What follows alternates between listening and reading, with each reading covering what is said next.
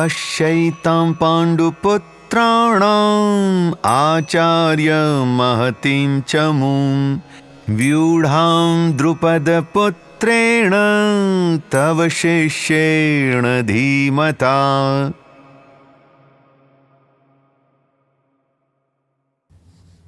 यहां दुर्योधन गुरु द्रोणाचार्य के सामने खड़े हैं और अगले कुछ श्लोकों में वे जो बातें कहेंगे उनसे हमें दुर्योधन के व्यक्तित्व की एक अच्छी झलक मिलती है। यहां पर दुर्योधन गुरु द्रोण से कहते हैं, हे आचार्य, द्रुपद के पुत्र और आपके बुद्धिमान शिष्य धृष्टद्युम्न द्वारा रचनाबद्ध खड़ी हुई पांडवों की सेना देखिए तनिक।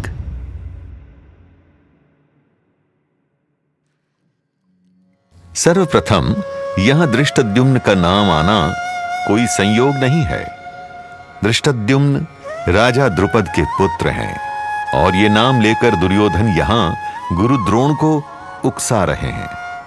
राजा द्रुपद और गुरु द्रोणाचार्य बाल अवस्था में घनिष्ठ मित्र हुआ करते थे, परंतु समय के साथ द्रुपद बन गए एक महान राजा और द्रोणाचार्य रह गए एक निर्धन ब्राह्मण। हालांकि इस कहानी के कई पहलू भी हैं, परंतु ध्यान रखने वाली बात यह है कि अब दोनों मित्रों के बीच का अंतर बहुत बड़ा था। दोनों के बीच भ्रांति उत्पन्न हुई। द्रुपद ने गुरु द्रोण का तिरस्कार किया, एक विवाद उत्पन्न हुआ और यह विवाद इतना गंभीर था कि बालावस्था के दो मित्र अब दो शत्रु बन चुके थे। ऐसे में राजा द्रुपद ने अग्निदेव के समक्ष यज्ञ करके वरदान प्राप्त किया और यह वरदान था एक पुत्र धृष्टद्युम्न, जो बड़ा होकर वध करेगा द्रोणाचार्य का। और दिलचस्प बात यह है कि धृष्टद्युम्न को कहां भेजा गया सैन्य शिक्षा के लिए? गुरु द्रोणाचार्य के पास। परंतु गुरु द्रोण ठहरे एक उदार ब्राह्मण। वे जानते थे कि द्रुपद पुत्र धृष्टद्युम्न का जीवन लक्ष्य उन्हीं का वध है, किंतु द्वार पर आए हुए योग्य शिष्य को नकारा नहीं, बल्कि कर्तव्य पालन किया और उदारता से स्वयं धृष्टद्युम्न को सैन्य कला में निपुण बनाया। और आज वही धृष्टद्युम्न पांडवों की सेना को रचनाबद्ध किए हुए सामने खड़ा है। दुर्योधन द्रुपद का नाम सर्वप्रथम लेकर गुरु द्रोण को उकसा रहा है, उन्हें आक्रोश दिलाने का प्रयत्न कर रहा है, मानो व्यंग कर रहा हो कि गुरु द्रोण, देखिए, आपकी उदारता और आपकी भूल का परिणाम, यही अंतिम अवसर है अपनी भूल सुधारने का, अपने प्रतिशोध का।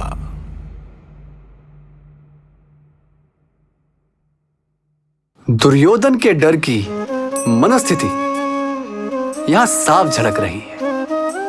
वो द्रोणाचार्य के प्रति यूं व्यंग रूप से बोल रहा है, मानो ये वर्तमान परिस्थिति गुरु द्रोण की गलती हो। हर किसी को ज्ञात है कि दुर्योधन के छल, कपट और अधर्म का परिणाम है ये महाभारत का युद्ध। परंतु स्वार्थ और अहंकार से भरे हुए व्यक्ति का यही तो प्रतीक है कि वो अपने दुष्कर्मों का आरोप दूसरों पर लगाता है। हमारा जीवन हमारा दायित्व है और अपने जीवन का दायित्व ना लेने वाला व्यक्ति औरों पर आरोप लगाता है, उन्हें दोषी ठहराता है। और यही तो भूल होती है, क्योंकि ऐसा करने वाला व्यक्ति कभी भी सही मार्गदर्शन नहीं खोजता, अपनी गलतियों को सुधार नहीं पाता, क्योंकि उसके हिसाब से तो उसकी कोई गलती ही नहीं। और वहीं एक विवेकपूर्ण, एक समझदार व्यक्ति अपने जीवन का पूरा दायित्व लेता है, अच्छे का भी और बुरे का भी। अपनी गलतियों का बोध होने पर वो सही मार्गदर्शन खोजता है, प्रयत्न करता है, अपनी गलतियों से सीख लेकर और अधिक सक्षम बनता है, बुद्धिमान बनता है, निरंतर आगे बढ़ता है, किसी और पर थोप कर नहीं, बल्कि हर परिस्थिति का दायित्व स्वयं लेकर ही आप सीख पाएंगे। और ऐसा करने पर जीवन का हर अंश श्रेष्ठतम बन पाएगा।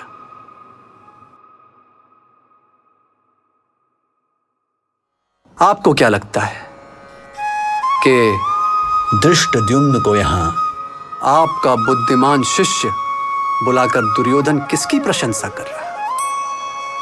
गुरु द्रोण की शिक्षा की या धृष्टद्युम्न की बुद्धि की, या फिर किसी की भी नहीं?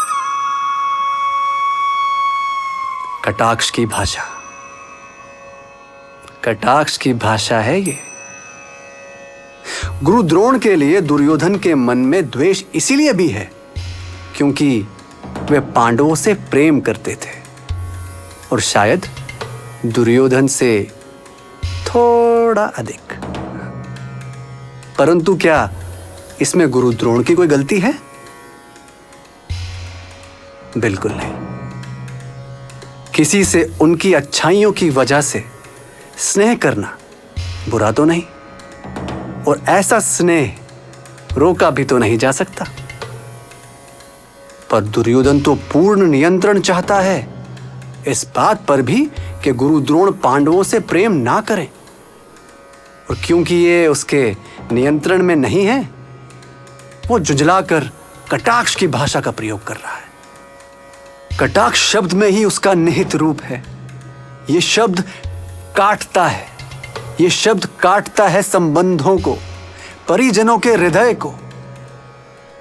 शब्द मीठे चुनने से बात मीठी नहीं हो जाती। मन मीठा रखने से ही बात मीठी होती है। किसी और पर नियंत्रण की चेष्टा भी प्रेम के विपरीत ही है। अगर हम चाहते हैं कि लोग हमें अपना स्नेह दें, तो संबंधों में नियंत्रण की प्रवृत्ति हमें छोड़नी होगी, क्योंकि स्वतंत्रता ही है जो सम्मान देती है और संबंधों में मिठास घोलती है।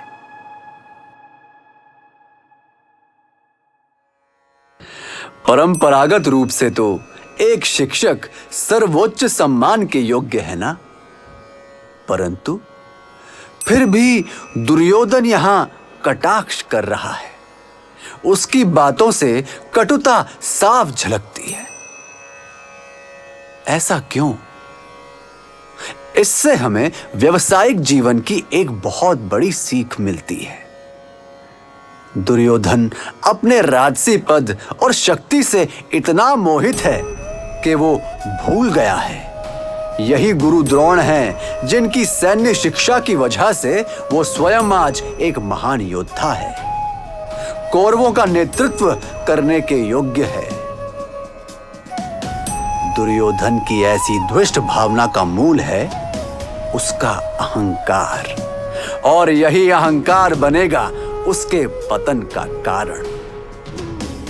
परंतु भयंकर आंधी में वृक्ष वही टिका रहता है जो या तो झुकना जानता है या फिर जितना पृथ्वी के ऊपर है उससे कहीं अधिक है पृथ्वी के नीचे। हमारे व्यावसायिक जीवन में भी आंधियां आना निश्चित है। वही व्यक्ति टिक पाएगा जो अपनी जड़ों को नहीं भूला, औरों के प्रति अपनी कृतज्ञता नहीं भूला और नम्र स्वभाव से झुक जाने को अपनी ताकत मानता है, कमजोरी नहीं।